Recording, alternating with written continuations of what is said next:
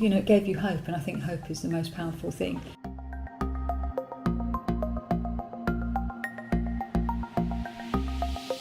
Friends and just sort of talking about your experiences is actually really valuable. And so we felt that actually for an amputee to talk to other people who have been through a similar experience, even if it's not quite the same, there's a common bond there. So we started off by launching something called the Limb Power Games, and the idea behind that was to create a single event with all the national governing bodies of sport where amputees could come along and they could take part in all the sports, but run by disability coaches, designed for people with a disability, so they could look at what the different options were. And we've seen so many friendships, we've even had a marriage come out of some of our events. It's about building those friendships, building the camaraderie, creating that network of support.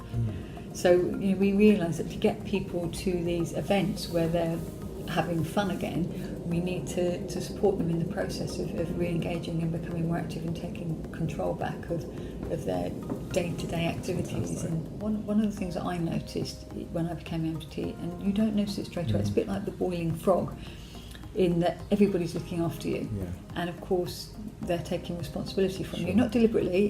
It's all about being helpful and supporting, but you want a cup of tea and somebody makes it for you. You say, I'm going to do the laundry. Oh, no, I'll do that. And what you realise is that not the power is being taken with you, because that's not what people are trying to do, but you're not being active. So you're not getting up and making that tea, you're not getting up and doing the laundry, you're not doing the housework, and you become sedentary. And actually that's a massive issue. So we created a series of infographics that we make your own cup of tea. Walk up the stairs, don't use a lift.